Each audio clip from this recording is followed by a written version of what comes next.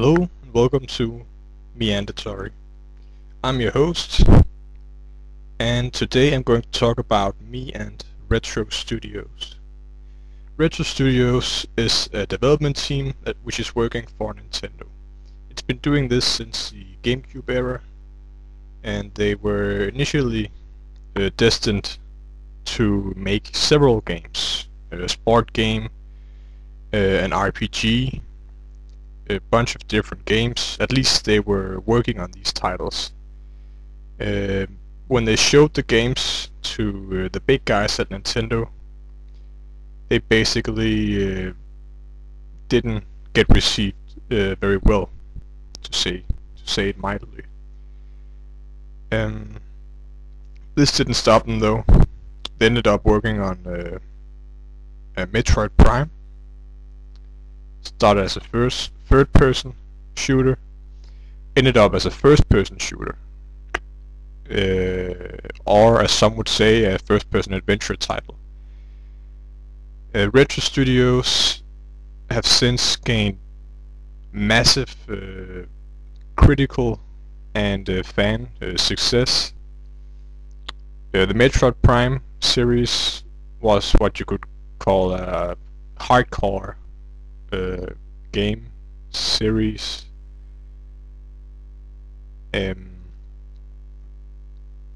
Well, not solely hardcore.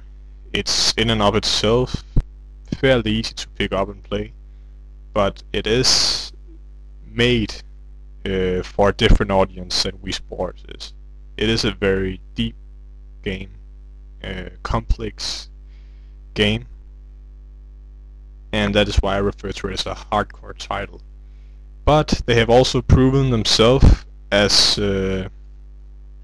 good developers when it comes to more open market games, like Donkey Kong Country Returns, which I haven't had the chance to play yet, because in fact I don't own a Wii right now.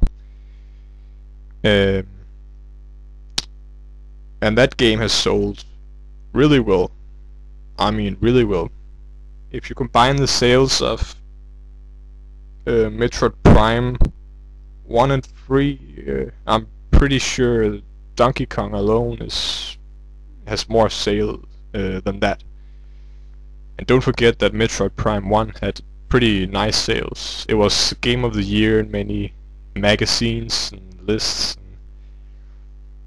I mean, Donkey Kong Returns has done really well. So Retro Studios really is a pretty incredible company. They remind me of Pixar in a way. Pixar also had a rough start. They had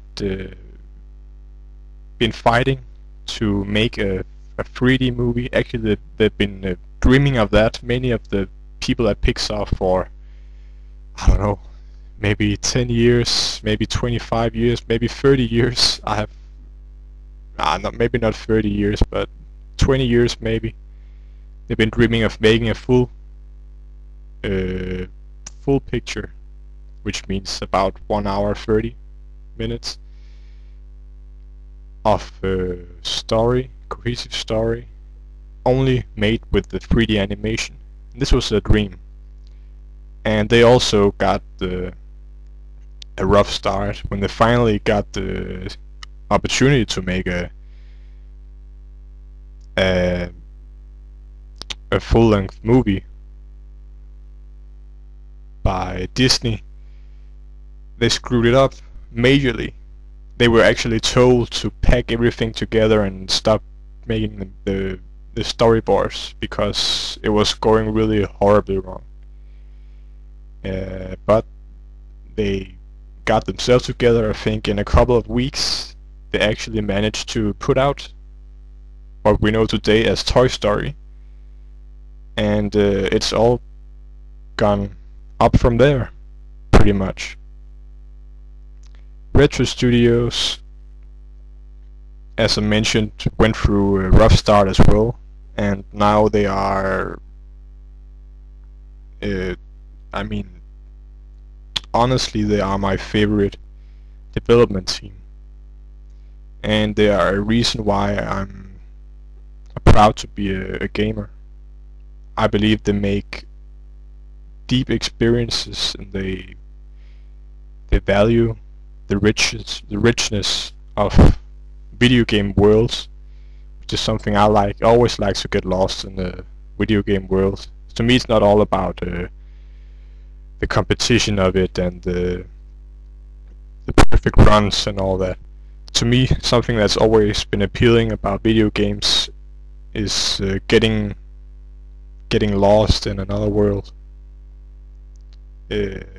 Really, a game like Kirby's Dream Land for the original Game Boy. It's a game I've played, I have no idea how many times. But I ended up playing it so much that in the end I could beat it in maybe closer to 10 minutes than 15 minutes. And it wasn't for speedrunning really. It was only for experiencing this world that the game presented. Kirby's Dream Land is really a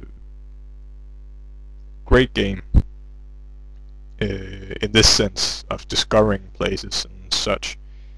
There's so many original things to experience in the game. Original enemies, level designs, power-ups, and it's all crammed together amazingly in this short experience. Which means you can travel all kinds of fantastical places and then save the world in the end in 10 minutes time. So I was pretty addicted to that for a while. And to me, Retro Studios is a company, I mean, one, they know how to put a game together, which is important, and they really do know that. They have proven themselves worthy, absolutely. They know how to balance a game. They've learned it through the years. If you ask them now, they would say that they made some big mistakes with some mistakes perhaps with Metroid Prime 2 Echoes, which actually happened to be maybe one of my favorite all-time games, simply because it has a different balance than other games. Metroid Prime 2 Echoes has been deemed too hard by many people, and by Retro Studios themselves.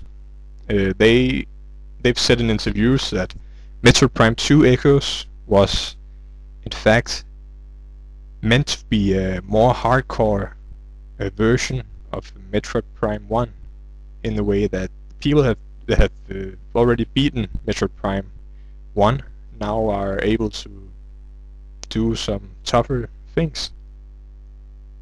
And they made Metroid Prime 2 Echoes. And this game, I'm not sure how to say it, but it's actually one of the most hardcore games I've played, in a way. It really is, and it's had a profound effect on me. I couldn't leave the memory of it after playing it, and it's been stuck with me for ever since I played it the first time. It's been stuck with me. There's such a profound concept. Everything attacks you in this game. The dark air attacks you. The enemy ing. The ing are everywhere. I mean, every enemy you meet are, most of them are connected to the ing. So in a way they're all the same. There's really quite a... It's so interesting. It's one of those games that just make you feel that why does this game even exist, even though you can't stop loving it. It's so unique and such a one-of-a-kind experience, and it wouldn't be a great experience without all the production values, but there are some incredible production values. The world is immense. Everything is just put together so well. Retro Studios really knows how to make content and worlds you can get lost in.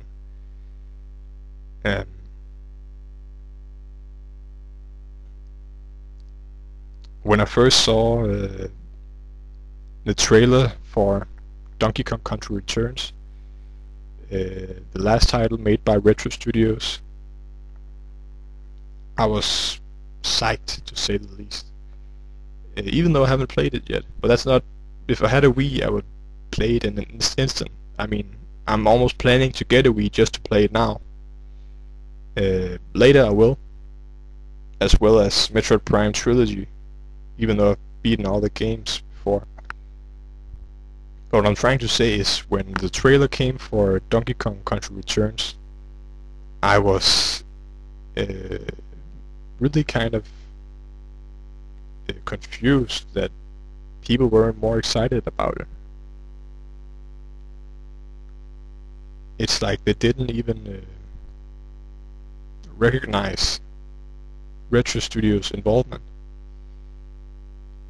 It's like they couldn't even put those two together. To them, it seemed like Retro Studios was a company, a development studio making first-person games, hardcore first-person stuff. That's not at all what they were making. They're making real, living, breathing worlds with solid gameplay which can be loved by hardcore players as well as less hardcore players. It's a Nintendo game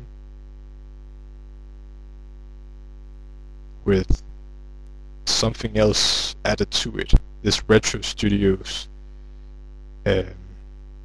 spirit. So when I first heard about Donkey Kong Country Returns, I knew that the levels would be something else, something really great. I knew that there would be stuff in the background you could interact with, and that the worlds would be very real, alive and interactive, simply because that's what struck me about the Metroid Prime games. And in the end, the game came just as I had thought. It got really great reviews. People really applauded Retro Studios for the level designs and for how it all felt like a very lively world and so forth. And I just kind of shook my head, and I mean, what did you expect from Retro Studios? Retro Studios knows their stuff, and I can't wait for their new stuff.